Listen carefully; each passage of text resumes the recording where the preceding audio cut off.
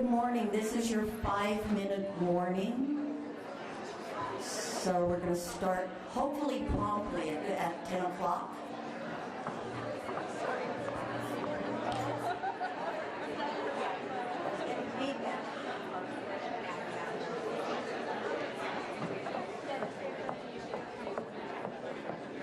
A little bit of feedback when she walked in. Yeah, I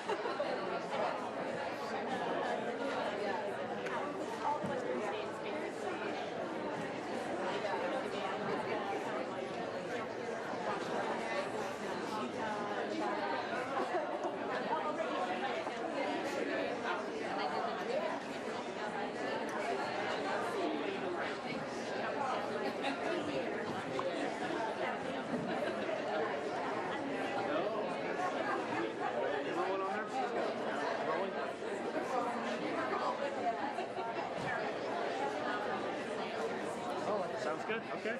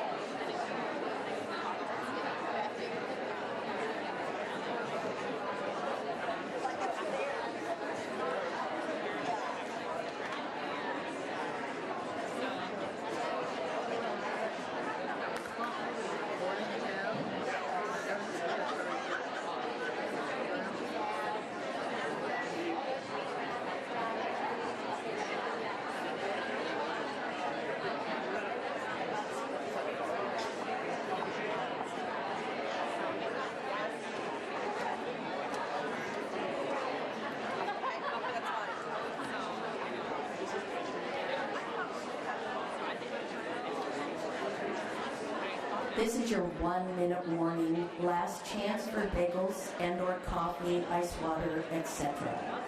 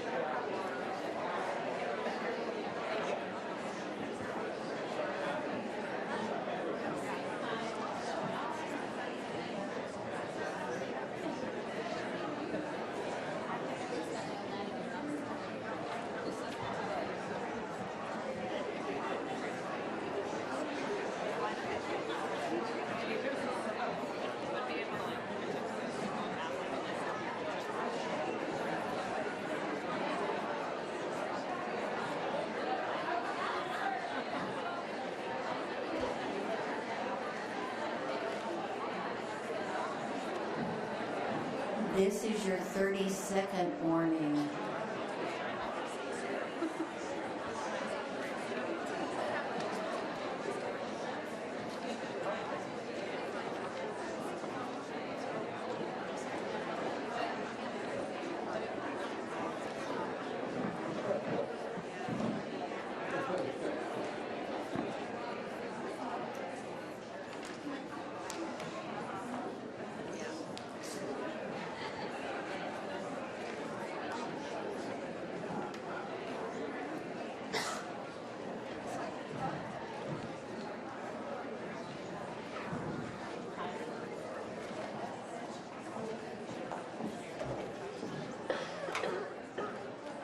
Getting my coffee. Good morning and welcome to Oregon.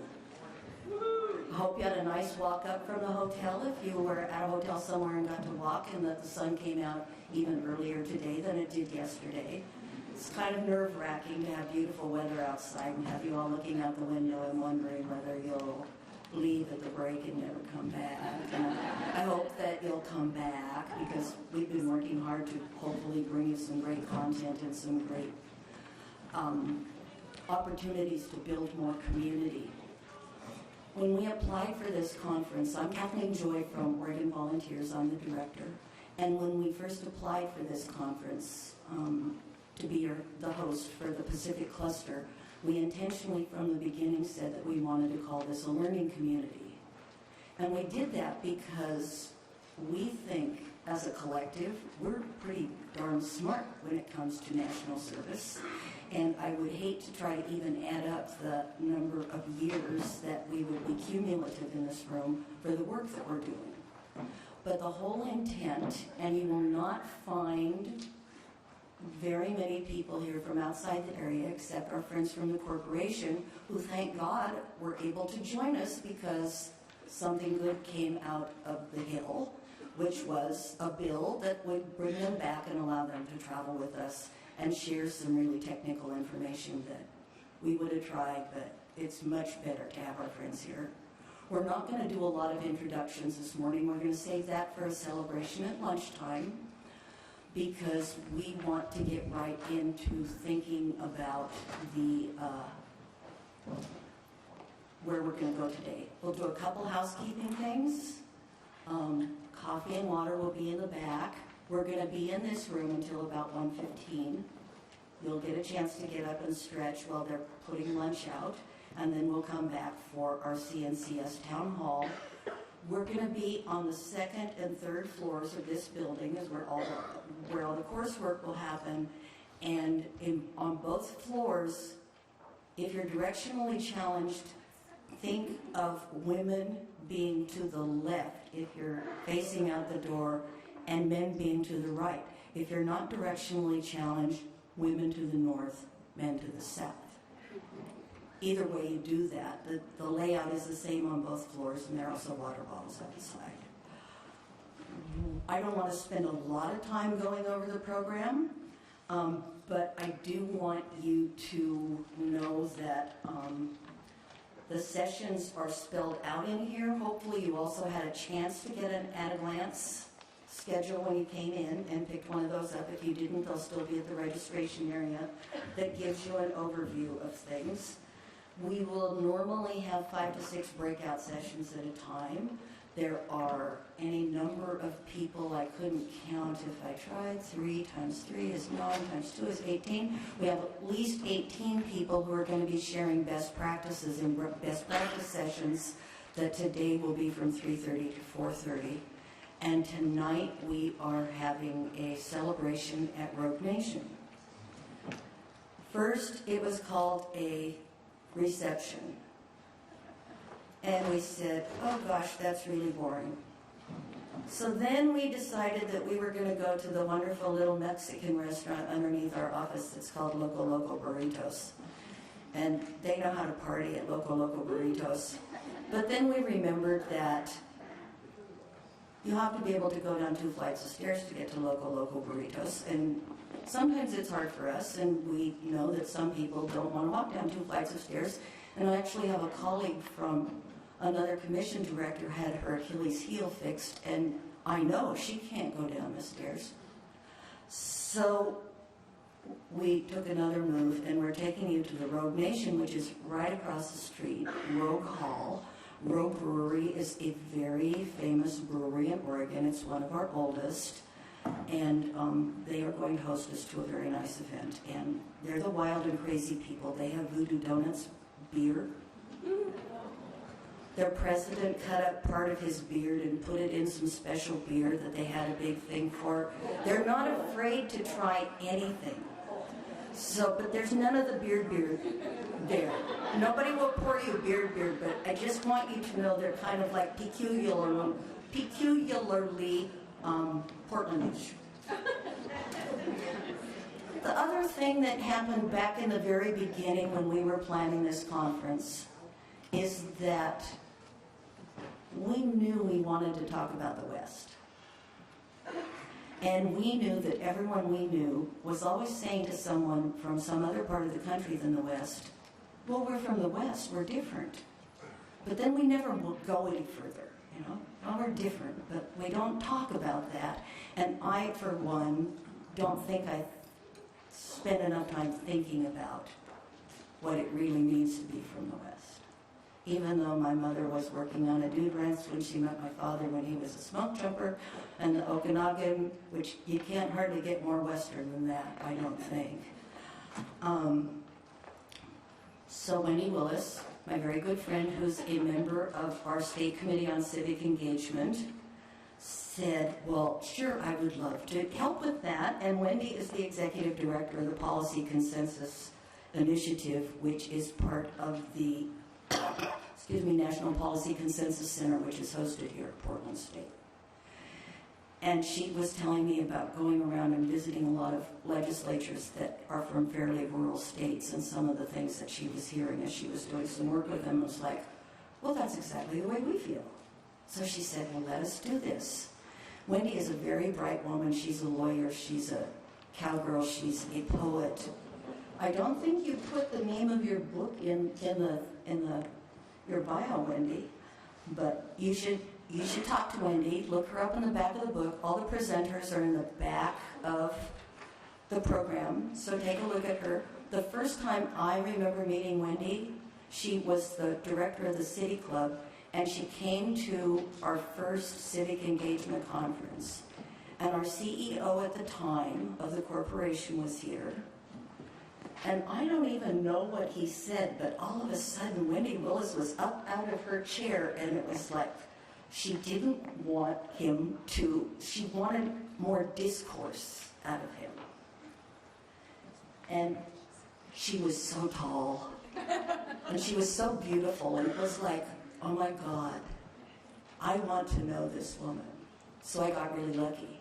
And then a couple years later, Portland State, by the way, welcome from the president of Portland State and everyone here at Portland State, and welcome from the governor. You know, when you're the governor's commission, then you can welcome on behalf of everybody in the world.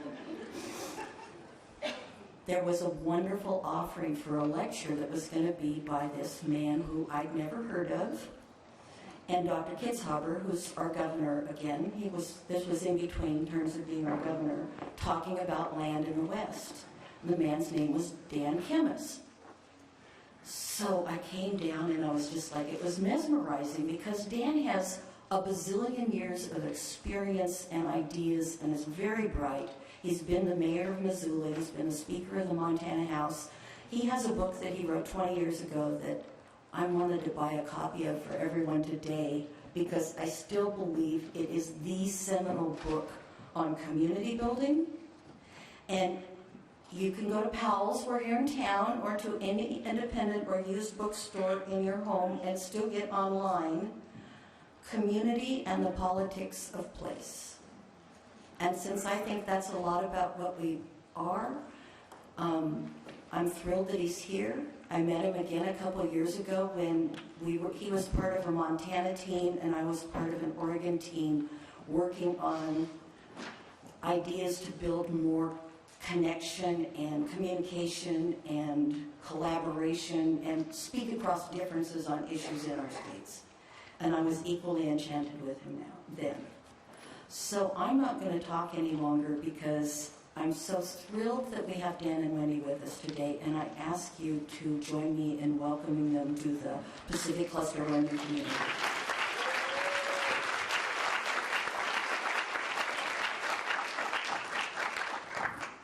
Thank you, Kathleen, for having us. Can you hear me? Good, great. Thank you for the thumbs up from the back, too. Well, welcome to Portland State and welcome to Oregon. We're delighted to have you here, and we're delighted to be here together.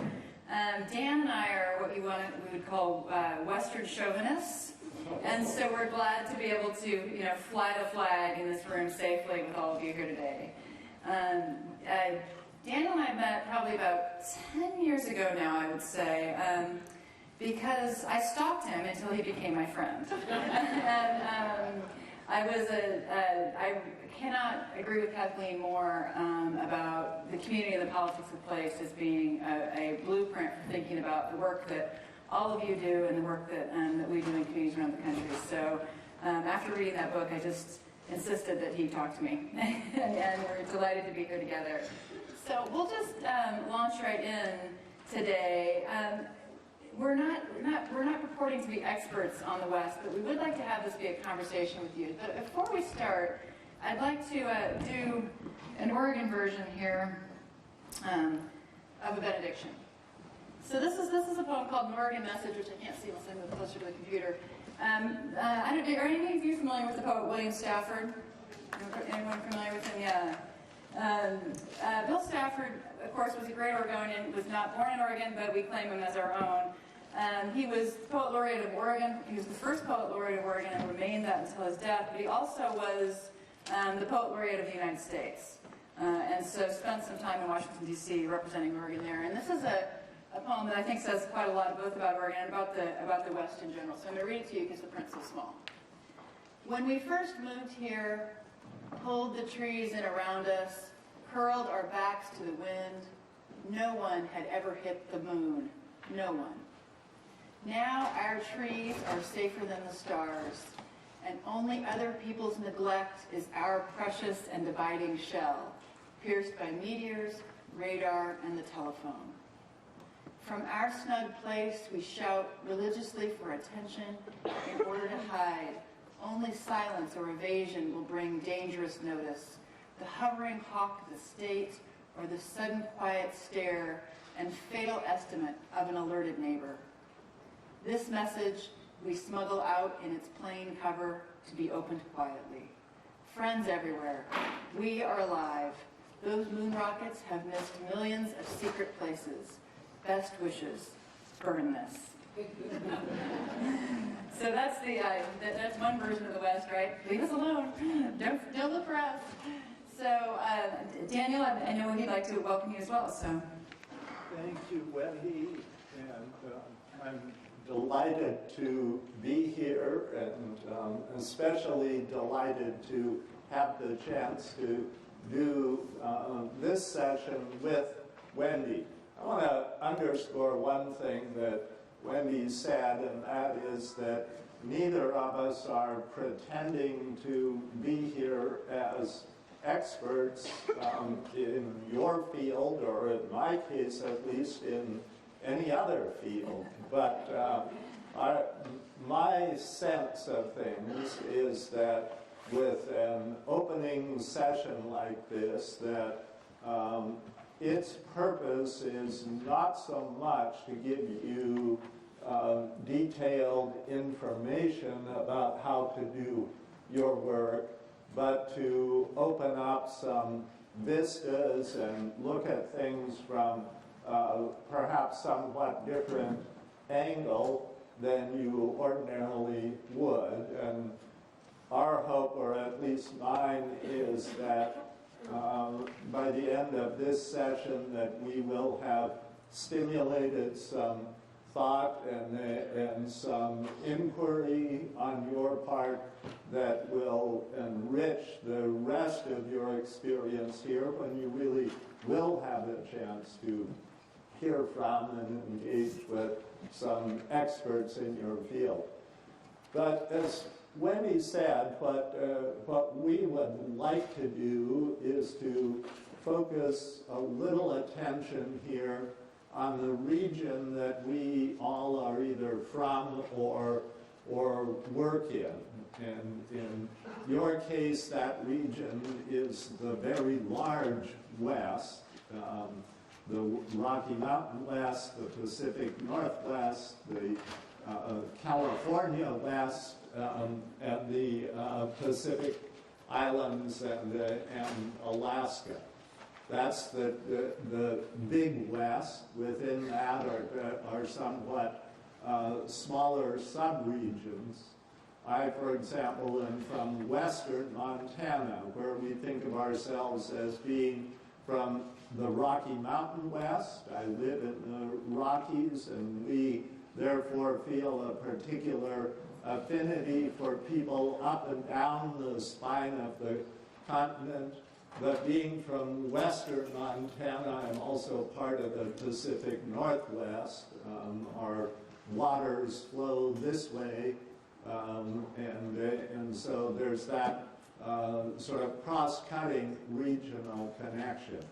Part of what we hope to do this morning then is to invite you to think of your own sense of region, and perhaps to offer some information about the larger West that can help you to think in new ways about your work in this regional context.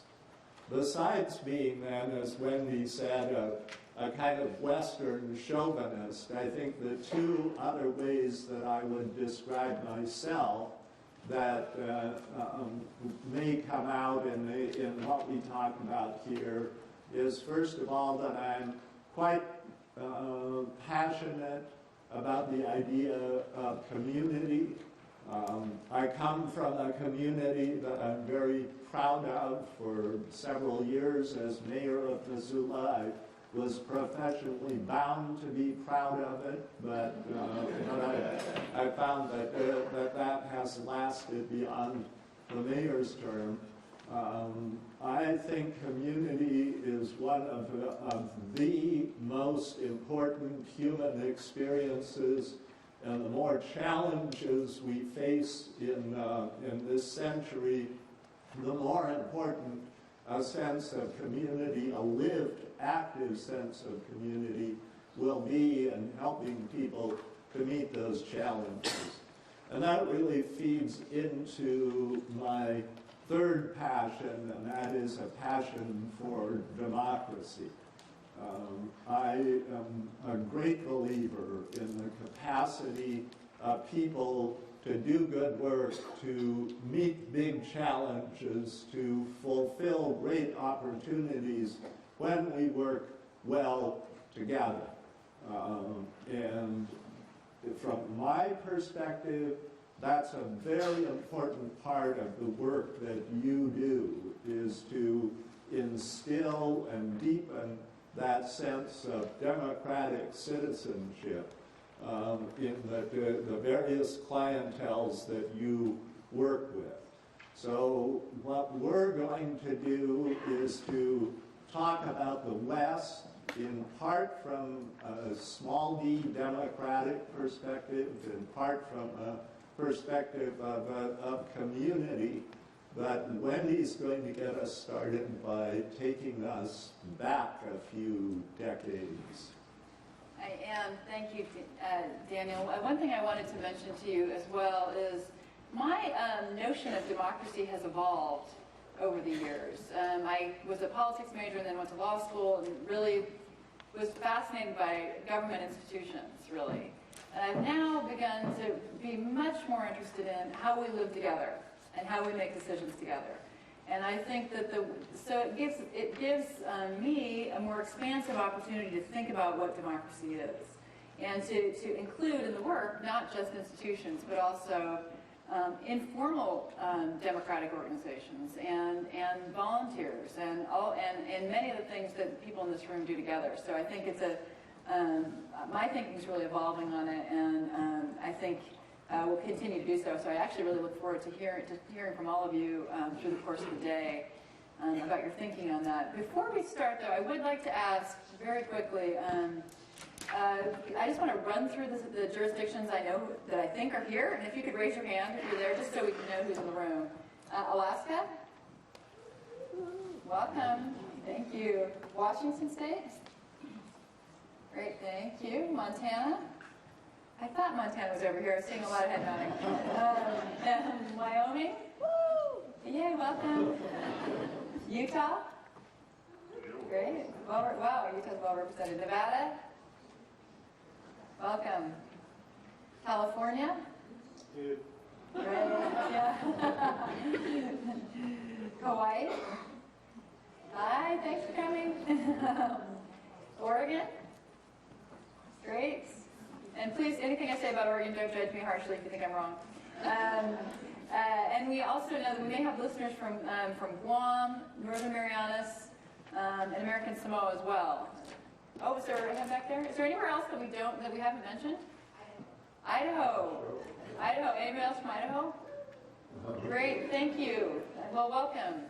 And as Daniel said, we all have our own version of what the West is, but there are some common things. So I want to show you. I think it's appropriate, of course, to when talking about the West, to think about the West from the beginning. So this will show you. This is actually a little short video. Can you see it? So the video is actually that'll show you native lands, tribal lands from 1784 forward. So it'll show you how it erodes. So this is, for some reason, their screenshot is 1870, but wait for a second, they'll go back to 1784. So here you go. So that's 1784.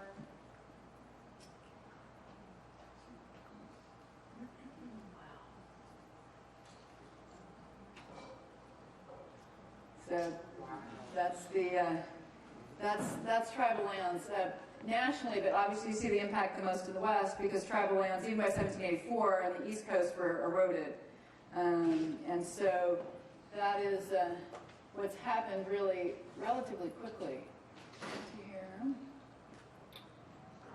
Let me go back to so in the Wayback Machine, I think we kind of owe a certain vision of the West to Jefferson, right? Jefferson never went west of the Blue Ridge in his life, but had a tremendous imagining of what the West was going to mean to the United States. And his thought was, as long as there's enough land for people to live an agricultural lifestyle and to be stewards of their own spot, then the nation would remain virtuous. He was very suspicious of urbanization. Probably never would have conceived of the urbanization of the West to the extent that it is now. Had a very romanticized notion of the mouth of the Columbia, and so really had an idea about what the West was to be, never having been here. And I think this is a little map of the expedition, the Lewis and Clark expedition, which of course Jefferson launched. You often hear people say that it was in response to the Louisiana Purchase that the Lewis and Clark expedition was launched. And Jefferson had been trying to persuade people for decades to explore the western part of the continent. There's a crazy story where he met this guy, this British guy in France named John Ledyard. Ledyard had been with Captain Cook, was just up for anything, and Jefferson tried to persuade him to walk across Siberia, cross the Bering Strait, come into the Northwest, and then, I guess, hook it back to Monticello. But of course, Catherine the Great was in charge of Russia at that point, and Catherine the Great did not want explorers in Siberia, so he couldn't take any exploring instruments to explore with. So Jefferson says to him, "Look, you can actually just mark it on your arm, and I'll show you how to tattoo yourself." And Ledyard actually is persuaded to start, but is promptly arrested by Catherine the Great. So it didn't. So the idea that this was about the Louisiana Purchase is not really accurate. If you look at the map, that kind of green in the middle, that's the Louisiana Purchase. And the expedition blew through that very quickly. So it was a much more expansive view of what the West could mean for not only for the territory of the United States, but for the identity of the nation. It was making a play for a particular kind of American. And that's and I think Dan and I both probably offer apologies to our friends in the Pacific Islands, because I just don't know as much about the Pacific Islands as I do about other parts of the West. So at any point, we'd love to have you correct us, offer your experience or thoughts on that. So I think one thing we want to show you a little bit about, this is the contemporary West. This is what the West looks like in terms of federal public lands. That's federal ownership of land.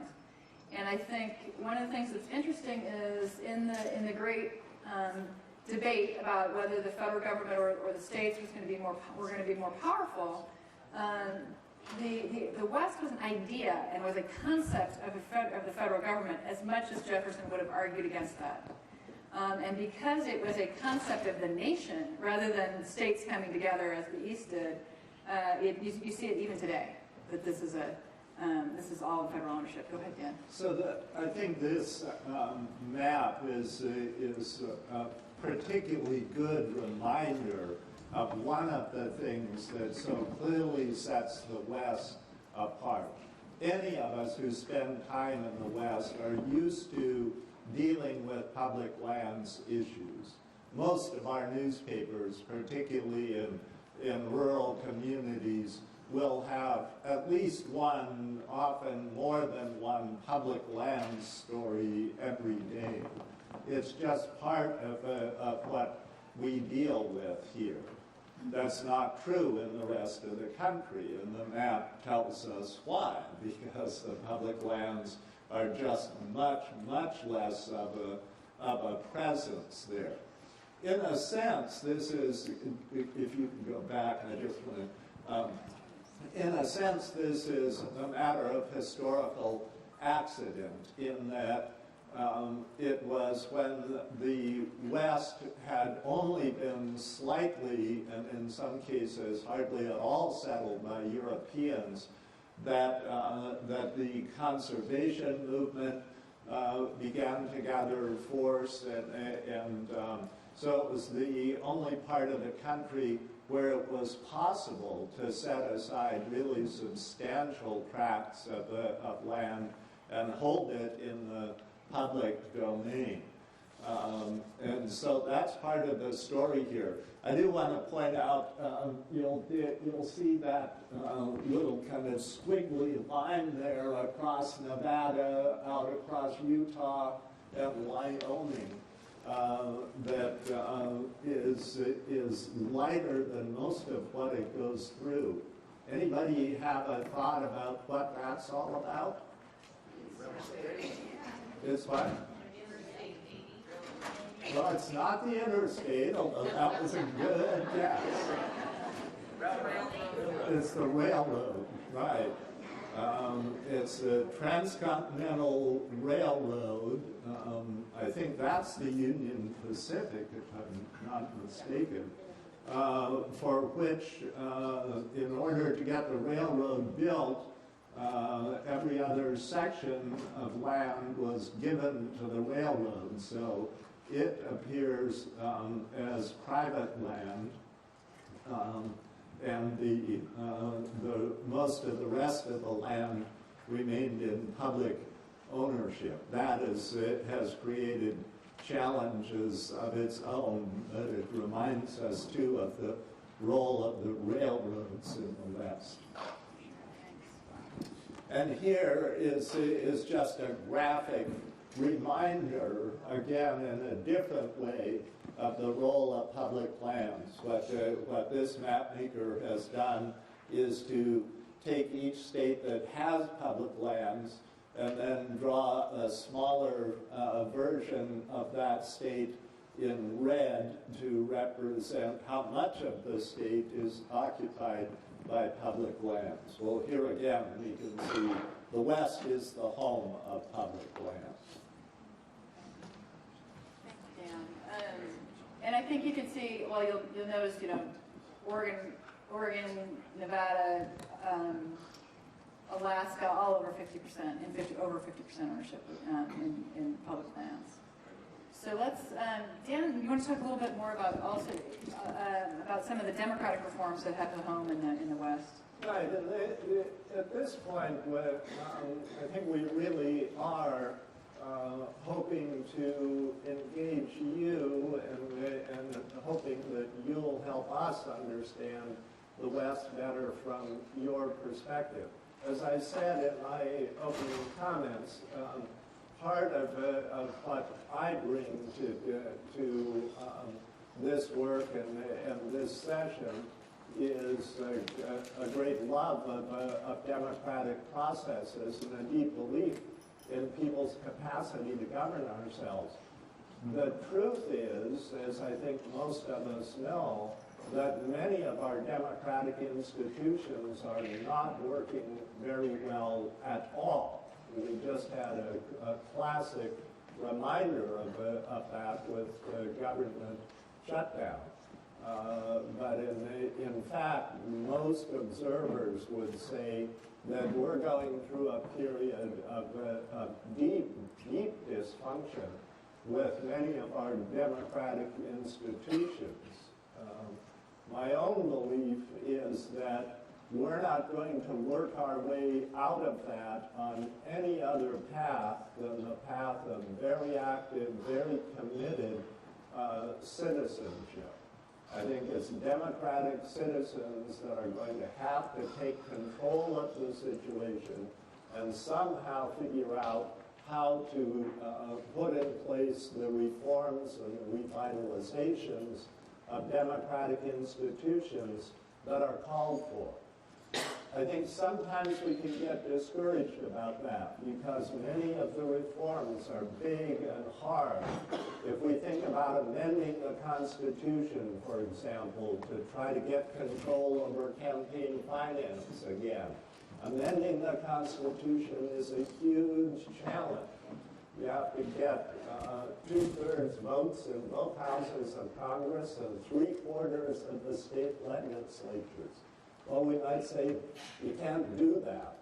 Well, maybe not, but there have been periods in our history when we've made big, hard changes in our governing institutions.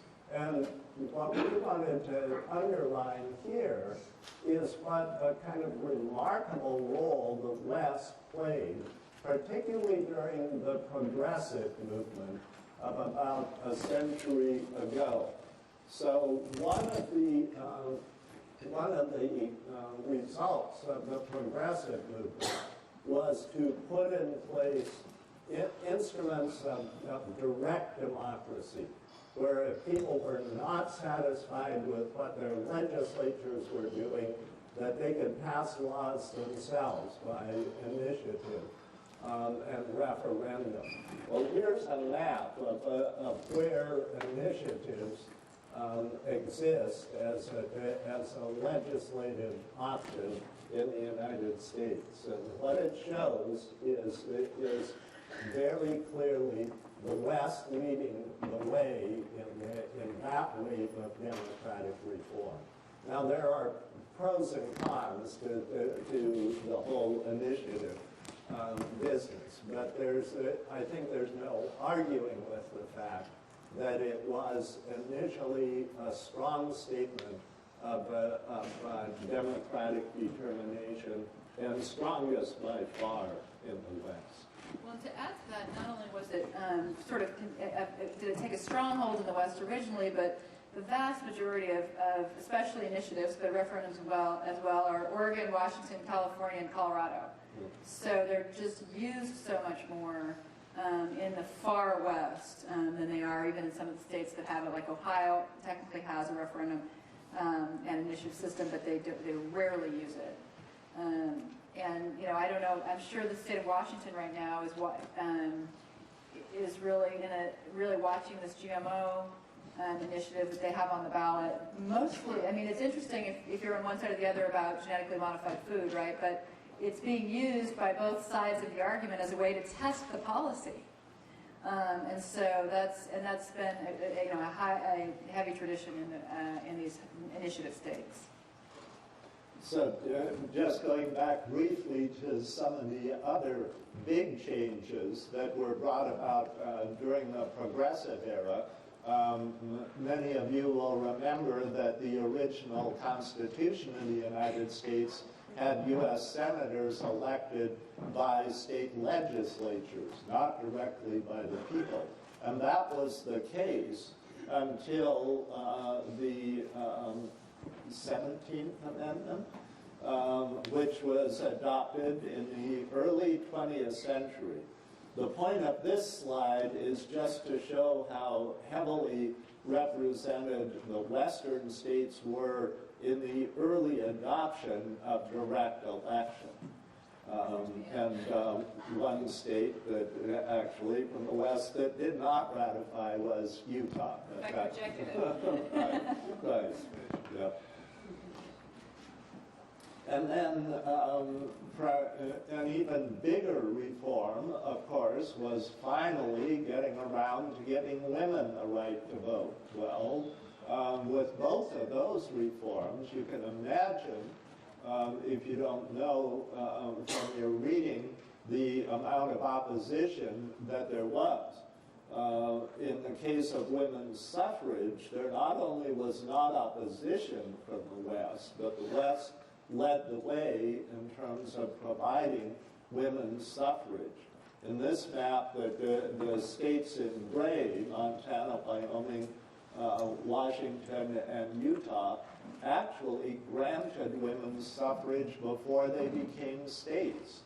The others in blue in the West had granted it at the time of statehood, or at least before the adoption of the National Amendment.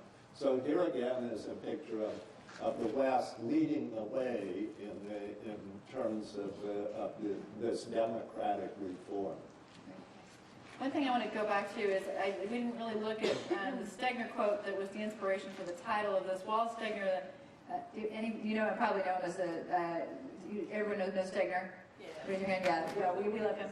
Stegner, the novelist, but also an real activist for a vision of the West. And this quote from him at least is the idea that the West is really an individualistic idea. And you can sort of see those ideas being played out in some of these democratic reforms. It's sort of the people should decide directly about what the laws that govern them. They should have a safety valve from representative democracy, that there should be universal suffrage. So this idea of the individual has sort of played itself out in these democratic reforms. We now want to give you, we're really wanting to hear from you, so we want to give you a chance to stay at your tables. We'll give you about 8 to 10 minutes to really talk about some of these ideas, about the history and culture of the West, and talk a little bit about how it might affect your work or might not affect your work. So we'll give you, I think, let's see what time it is, maybe 10 minutes to talk. And then we're going to ask that if you have something interesting surfaces, so we can capture it on the film. When we're done, if you can go to the mic real quick, and we'd like to just do it from your tables, but we want to make sure we capture it on the tape. So spend 10 minutes. We'll tell you when to come back. and we'll have you report back on the mics.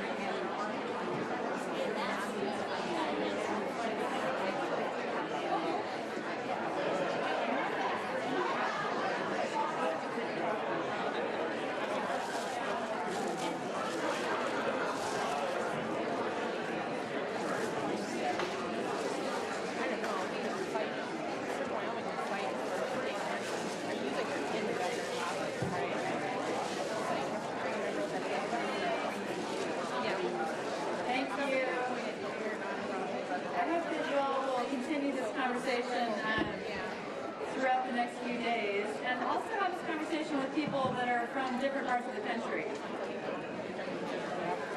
Okay. So if people could start to line up with the microphones to report back a little bit about what was said and what you learned, that would be great. We'd like to hear from as many people as who'd like to speak.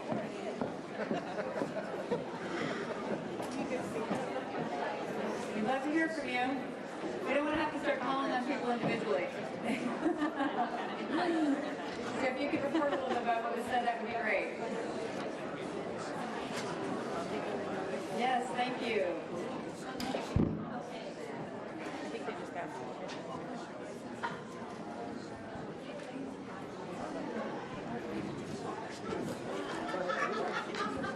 Is it on? Yeah. There you go. Okay, sorry.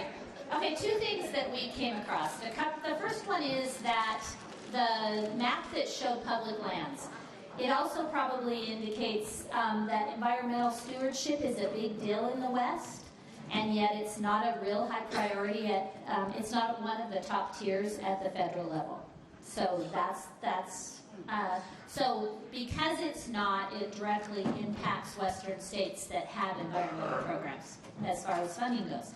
The second thing that we talked about is the fact that we are very rural, and that rural programming is much different than it is in urban areas, and sometimes there's a need to have, because of the way the resources are allocated and the administrative dollars available to run programs, there is and possibly a potential need for programming that's a little more diversified than the federal agency necessarily wants to see it. So there's some very specific focus areas, and sometimes it's hard to get a program that can focus in one of those areas. Sometimes the need is that there needs to be a type of an intermediary that works across focus areas, and that becomes challenging when requirements at the federal level focus very much in one particular programming area. And then the last thought is that our needs are pretty geographically diverse. And when I say that, I mean that there have actually been resources at the federal level that are focused very specifically on concentrations of underserved populations, and in the West that's not necessarily always the case. We don't have heavy concentrations maybe of poverty and different areas like that. Sometimes it's spread out across the state, and so it means that we don't have the ability always to access resources because they're looking at schools that meet SIG requirements or different things like that, when the poverty and the need is there, but it's not necessarily concentrated like it is on the East. So that's just... Great, thank you. Anyone else like to share what? Yeah, thank you. Good work in just a couple minutes. Anybody else have anything they'd like to share with the group? We'd love to hear from you. Yeah. Forgive me if I start off a little negatively. I think your presentation was skewed. It left off a lot of racial and ethnic factors, and also economic factors in the West. Let's say California, definitely Hawaii, and a number of Arizona and that. Many people were drawn to the West because of employment. We tend to forget that. The oil companies brought in a lot of people. Other people that had, who got the government had a lot of it, but big chunks of the remaining land were gobbled up by a few landowners who had huge ranches, huge farms, and the oil companies, and they needed laborers. And they brought in a lot of immigrant laborers, the Chinese, the Japanese, the Mexicans. Those are big populations now in the West, less so in the East.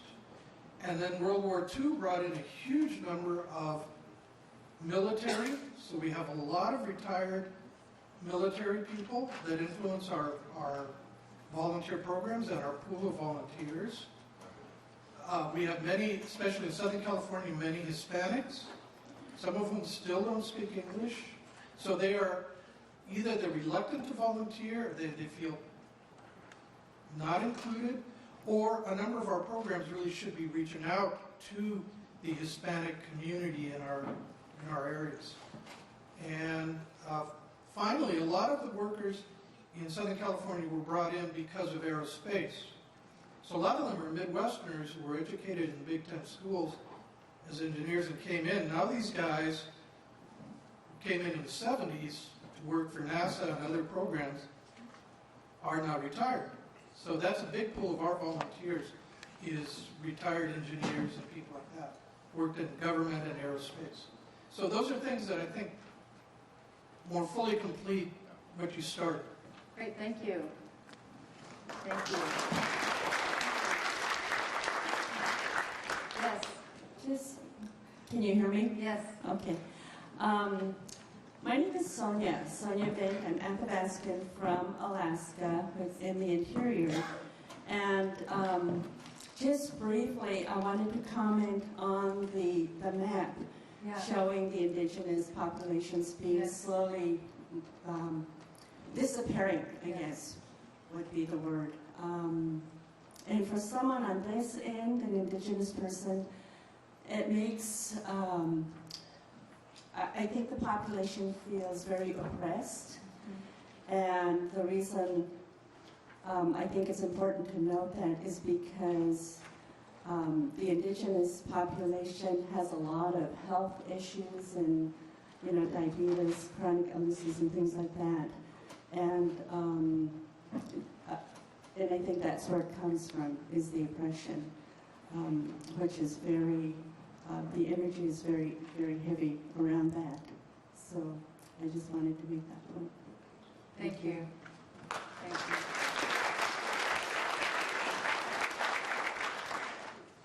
Anybody else want to make a comment before we go on? Yes. My name is Judy Gruber, and I'm from Washington State and Olympia. Two insights that I named at our table. One is people tend to have moved here from far away and have left families in the Midwest or the East, and so are looking for community and seek community through their volunteer opportunities. So I think we are able to maximize on that. Secondly, our lineage of ourselves or volunteers who are from the West, their lineage is very strong, resilient, come from a resilient experience. My parents, grandparents traveled in the wagon train and survived disease and very rough travel, and so our lineage maintains a lot of strength.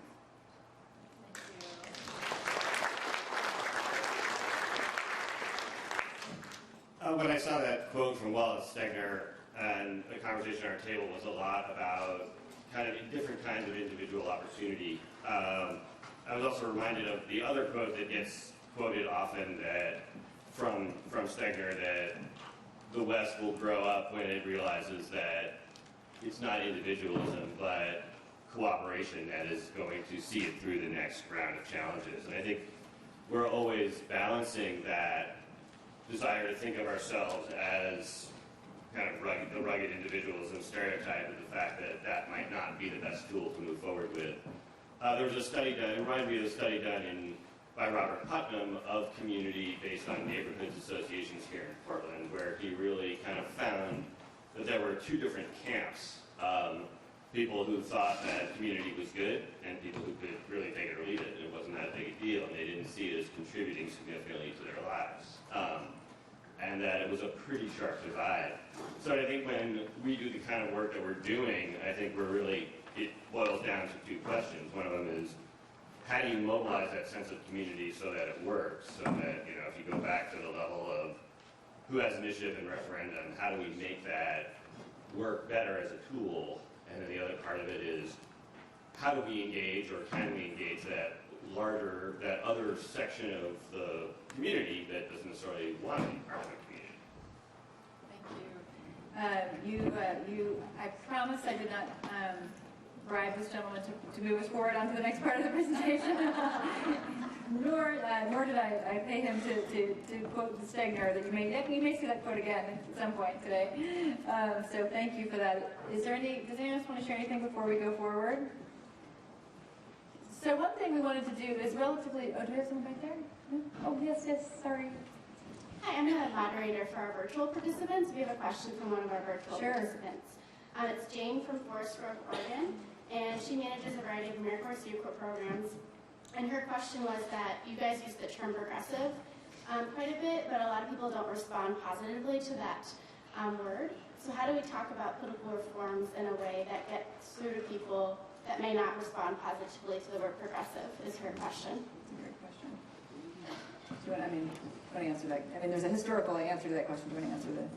Right. I think that's a very good reminder. It's all but impossible to talk about that era of American history without using the word progressive, because that's what the era is called. So in that sense, it's just a historical term of art. I've actually been criticized for even using the word democratic with a small d. And so, sometimes it seems like, well, I'm not sure what word you could use. That we're in the midst now of quite a debate about whether we should use the word citizen and talk about citizenship, because, of course, that's a fraught word, but somehow we have to either keep alive the words that work well for us, or work hard to find new ones that work better. I think the best I can do is to thank this person for calling in that question, because it's an important one. I think it's a really interesting question. I do want to move on, but I think there is a kind of groundswell for a sort of people-centered governance, and that really isn't ideological. It comes from multiple political perspectives. I worked on a project last year. I worked on two projects very close together. One that was highly represented, the Tea Party was highly represented in this project. And then right after that, I worked in Eugene, Oregon on a project that involved clearing the camp from the Occupy movement. And I have to say the frustrations and the suffering and the desire to penetrate institutions was so similar. Even though the institutions that people were critiquing were different institutions, the idea that there's a desire for people to be able to reach one another and make decisions together, and not be controlled either by the banks, which was the critique on one side, or the government, which was the critique on the other. So I don't know what the right word for that is, but to me it does not seem to be ideologically driven one way or the other. Looking at that question there, what we found was when you go to present to nonprofits, whether you're looking to either pitch for volunteers or to recruit for AmeriCorps or to partner with an agency that wants to consider an AmeriCorps, more so, let's say, in the rural regions, but even in the urban areas, when you start talking about volunteering, out here that message is kind of, it's not as impressive. Because around here, you never know. You're never more than a day away from a snowstorm or a sweatshirt, right? So everybody here is more community-centered, shall we say, and willing to help. It's not until you can get out there and really put some feet on the ground and put some sweat on your brow where they'll buy in. So I think that's how it affects us is in our presentation. We have to go out there and work before we can talk about volunteering, and there is that sense of, we don't wait for things to happen. We've got things in hand, Thank you. Thank you for sharing that.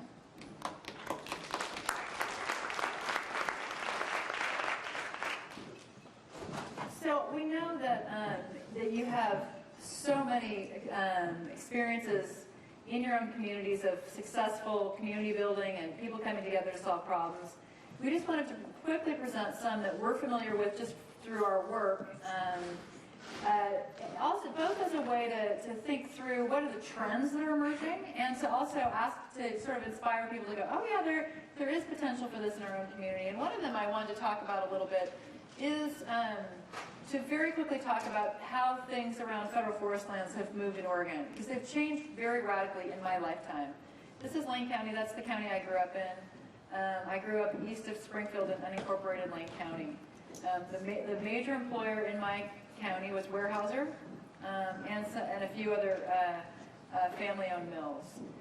When I was in high school, the vast majority of the boys I knew planned to work. Their plan was to work in the mill. They made good money. They were family wage jobs. But just as I graduated from high school, this guy was listed as an endangered species, the northern spotted owl, which I actually have never seen. Even though I lived in the county that was allegedly the spotted owl. I think maybe Douglas and Lane could go head for head about whether there's more spotted owls in Douglas County or Lane County, but they're very shy little animals. I've never seen one, but the northern spotted owl was listed, which really was the end of logging, large-scale logging, in my county and in many other counties. So it led to this. This is what my experience of that listing was, which is tons of conflict, big time protests, people chaining themselves both to the logging operations, log trucks protesting in downtown Portland, in Washington, D.C., and just tremendous, tremendous conflict. And as far as I was concerned, that's just how it was. That was what I just assumed that's how it would be. And in these years, things have really changed tremendously. And one of those reasons is there's common ground around forest fire between environmentalists and the industry and land managers. Federal land managers do not want to necessarily see their forest burned down either. So this is another map that just shows the wildfire risk in the United States. And when you look at that, you see, obviously, once again, the wildfire risk is really concentrated in the West. So it has a way of focusing the mind, right? And I think all of us, many of our states, had the worst wildfire season, either this year or last year, that we can remember. And so it's a way in which things have really changed people's perspective on who the enemy was. Suddenly, wildfire became the thing to prevent, and they started working together. There's all sorts of wood waste to fuel, so creating biomass fuel to create energy, which of course has environmental benefits as well as having getting people back in the woods working. So there's been at least 4 biofuel facilities built in Oregon, and they were built by collaboratives of groups from, everywhere from single-family logging operations to the Bureau of Land Management, to the DEQ, the Department of Environmental Quality in Oregon, came together with community leaders to try to figure out how to create these. And these are not huge facilities, but they've brought together interests, and they're starting to get into the habit of working together. Now, this is Oregon. All of those colored spots there are forest collaboratives, where there are people from all sides of the spectrum on issues of forest management who are working together to try to at least develop a shared set of principles and values and uses around forest management. And it's changed radically. And everybody knows each other's telephone number now. And they feel their first stop is not United States District Court anymore. First stop always was U.S. District Court before. And now they may end up there. But it's not the first stop. And in fact, it's often the 5th or the 8th or the 10th stop because it takes a long time and people have started to trust one another that at least they have some shared values. And so it gives me a tremendous amount of hope that even though the federal government owns owns many of these lands on the west side of Oregon, that community members are figuring it out.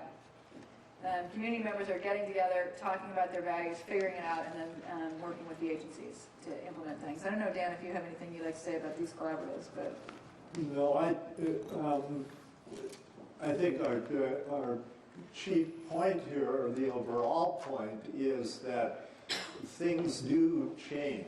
I can remember, for example, when I was in the Montana legislature in the 1970s, and I got drawn into water issues. And the best way of describing water politics in Montana and most of the West at that time was Mark Twain's famous quote that whiskey's for drinking, water's for fighting.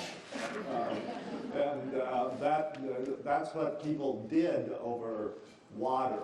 In the early 1970s, if you had suggested that by the 1990s that you could not have a water conference in the West without a session, if not the whole conference, being devoted to collaboration, to people sitting down and working out problems among themselves across those ideological lines, people would have thought you were nuts. That couldn't happen. That's not how people dealt with water issues. But it's literally true now.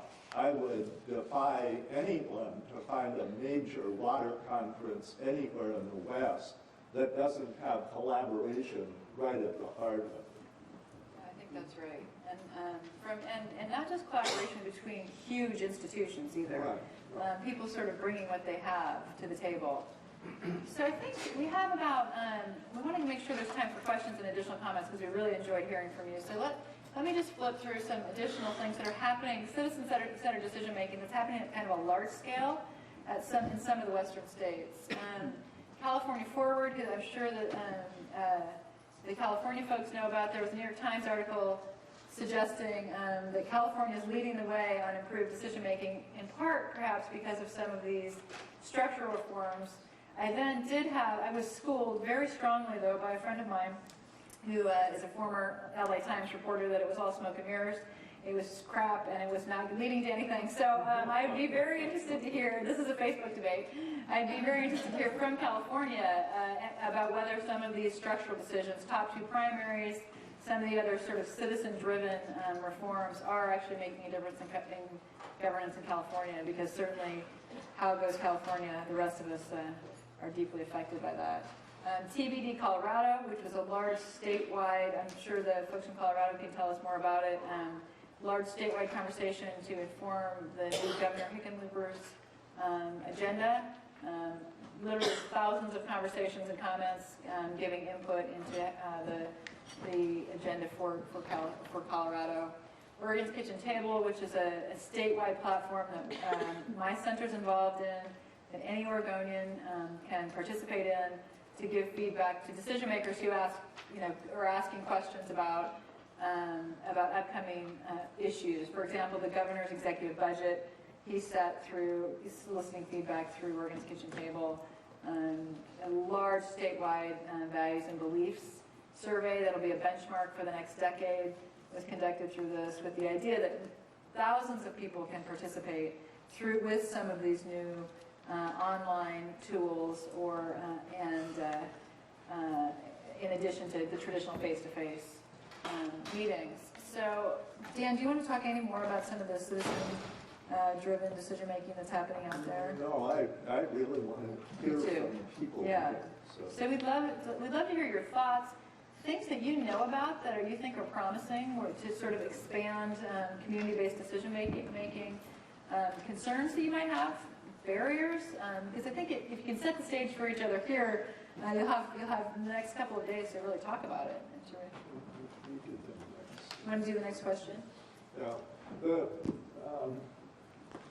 So in part, what we'd like you to be thinking about, or invite you to think about, is whether there are ways that the organization that you're involved in might legitimately contribute to some of this sort of citizen-driven problem solving. And then, if you have a chance and are so inclined, think a little bit more deeply, not just about how the volunteers might engage here and now, but how the training that your volunteers are getting in civic engagement, how might that affect the practice of citizenship going forward?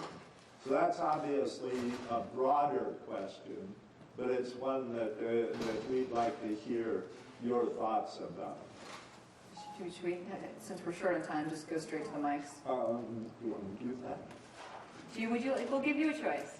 Would you like to do you want to discuss at your tables for 5 minutes or so, or would you like to discuss in the big group? Tables, okay, 5 minutes of tables, and we'd love to hear back from you afterwards. Thank you.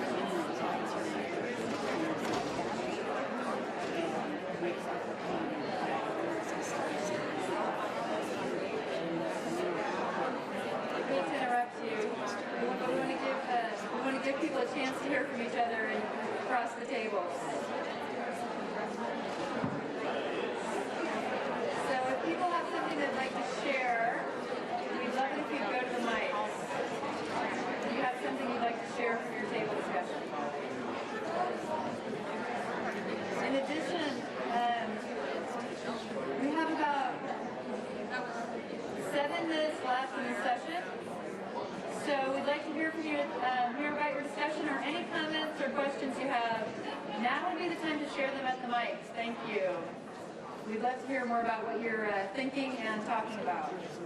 Yes. Hi. I'm Sharon Blaine. I'm the retired senior volunteer director for Western Montana. And I thought this was kind of an interesting thing that happened fairly recently. We have a local funder in one of our counties who, for years, many years, it's a family foundation, who would give like 7 or 8 $3,000 grants to local nonprofits in our community. Well, each quarter, and it was quarterly, so this last quarter they put out their little RFP and they decided they were going to do something different, and they were going to give one grant of $20,000, but it had to be a collaborative effort between a minimum of 3 nonprofits. And one of my sites called me with an idea. It was a thrift shop, and she says, we have lots of clothing that we end up sending to the landfill because we can't use it, and it's more than we can put in our shop. And what can we do?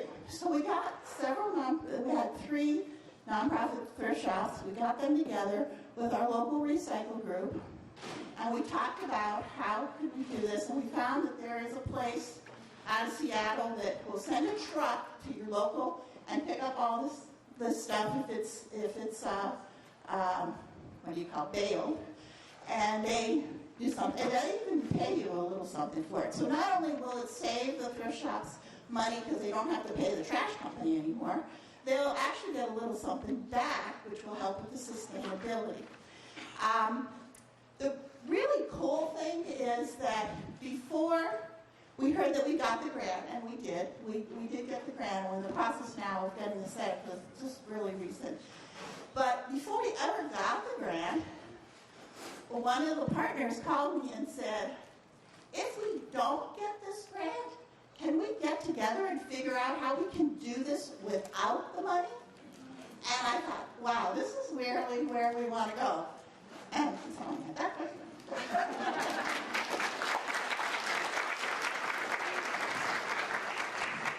Anyone else have anything they'd like to share? Questions, comments? We have just a couple minutes here left. So if you have any burning thoughts or comments.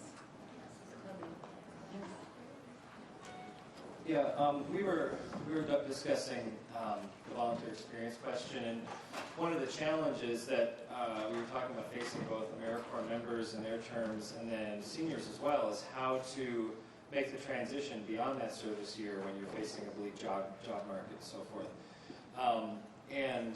The perspective that we were talking about was how the experience of interacting with volunteer projects and service projects through the nonprofit where you're placed with from the very beginning, not just at the end of the term, but from the beginning can be an exploration into alternative career paths and what other nonprofits are working in your community and what kind of work are they doing, and starting to form those relationships so that so that when you reach the end of your term, you have more resources than just Craigslist and other things that you might have been seeing beforehand. And this is the entire year is an experiential education in a different way. The community is working.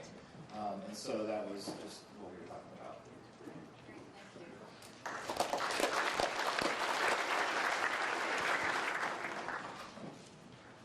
Excuse me again, I neglected to introduce myself last time. My name is Frank Newton. I'm the RSVP director in Santa Barbara. And I'm trying to be very positive. I wanted to focus on robust citizenship. What I do with RSVP is I try and capitalize on the fact that seniors have a very different time perspective than those people running our country. Corporations are looking for the immediate gain. Politicians are looking for re-election. What am I going to get out of this right now? Seniors can look at legacy. What kind of country, what kind of community do I want to leave for my children and my grandchildren? And one way they can do that to be a more robust citizen is by volunteering for those organizations that will actualize the vision that they have for the future, what they want to leave for their grandchildren. And I think a lot of seniors naturally are drawn to this value of, I'll be leaving eventually, what do I want to leave behind? And volunteering and supporting those groups that actualize that is a very appealing way of reaching out to prospective volunteers. Great, thank you. And we just have one comment from Mary Sue in California from our virtual attendees. And she's addressing the second question, saying that they're working on creating robust citizens through Senior Leadership Academy that they've developed with the goal of forming super volunteers. So developing a specific program for seniors around leadership and citizenship. Good. Thank you. Yes. Hi, I'm Christine from the Los Angeles Foster Grandparent Program at Jumpstart. And at our table, we were talking a little bit about the second question and how volunteering brings together different stakeholders.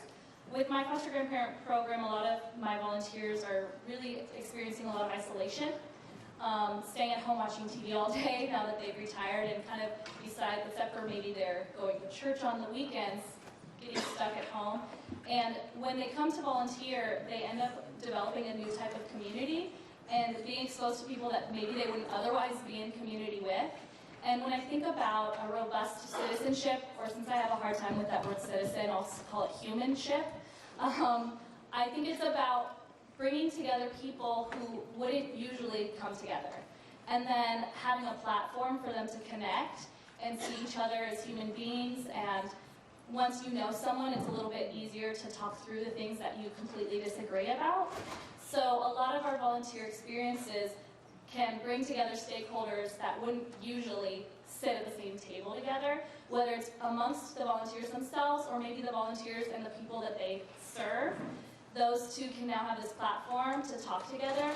And I think that goes back to the point about the democracy and democratic process, is us no longer seeing each other as other, but finding a table to sit together at and break bread, as they say, so that we can move forward and make decisions that are better for everyone.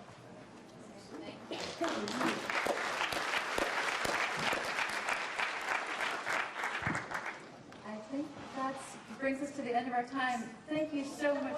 We have another question. Sorry. Yes, sorry. Late arrival. Just briefly, we were discussing how commissions really serve a unique role in terms of being able to be a convener. So you can bring lots of diverse individuals and groups together, and how an engaged volunteer is on the pathway to becoming an engaged citizen. And so connecting those is extremely important. And then some of us in our states have indicators consortiums, and those are great ways to get involved in terms of just the community, the citizen-centered action. Well, for my part, I want to first of all thank you for a very engaged discussion. I'm really blown away by the responses, and it seems to me that it speaks to the value and the promise of the work that you all do. I have indicated that I think we're in a period now where we're encouraging that kind of a very engaged citizenship is more important than ever. And it's clear to me, and hearing from you, that you're doing that in tremendously creative and productive ways. So I just want to thank you for the work that you do, and thank you for letting me be a small part of it this morning. Thanks. And so very similarly, I have to say, and now I want to talk to each one of you about what you're doing, just to get just to see the big picture of all the great work that's happening out there in the West. I keep thinking about this room must kind of be glowing, right, with just all the things that are happening out there. So I hope the next few days are really inspirational for all of you, and you get to know people that you didn't know before. And thank you so much for including us in the beginning of your conference. So enjoy sunny Portland. Thank you so much for coming. Now we've seen the maps. The presentation will be up on the conference website, so you can download all those maps that were so overwhelming. Wendy and Daniel, thanks again for being here. It was a wonderful gift that you gave to us this morning, and I think we're off to a great start. We've got about 15 minutes for a little bit of a stretch. The food is out in the back, so when you're through with your stretch, we're not going to call you out by table numbers. You're just going to go back there. I believe that the rows, the longer table rows are, everything will be marked, but I believe the longer table rows are food without special diet things, and the special diet people table is the shorter table closest to the windows. Further away from the windows, not so much special diet. Nearer the window, special diet. So we're going to want to get the program started relatively quickly, so take a stretch and then get in line for food. Thank you.